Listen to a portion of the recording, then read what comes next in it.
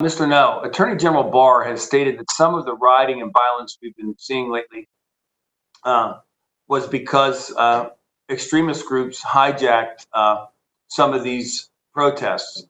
Can you speak to some of the instances and shed some light on what has been happening with anarchist groups inciting violence? I'm here on the ground.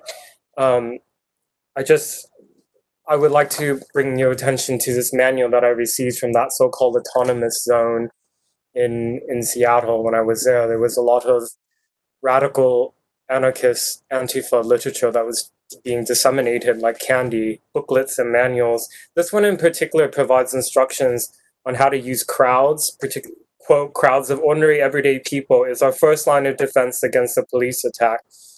Draw a crowd by calling a meeting of some kind to discuss the crisis or just to dance. If the police build barricades, the crowd will be between us and the cops. So there are very specific instructions, training going around about exploiting large numbers of people as human shields, and that's what we that's what we see happening every day in Portland.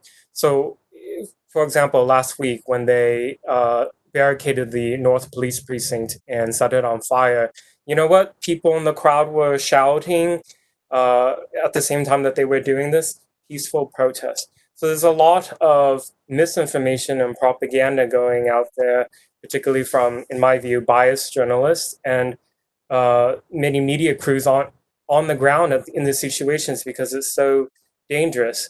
So it's important to recognize that, yes, the majority of the people taking to the streets across the country are peaceful, but it only takes a very small amount of people to turn a demonstration into a riot and cause millions and millions of dollars in damages, as we've seen, destroying livelihoods and causing the deaths of people as well. Let's not forget that.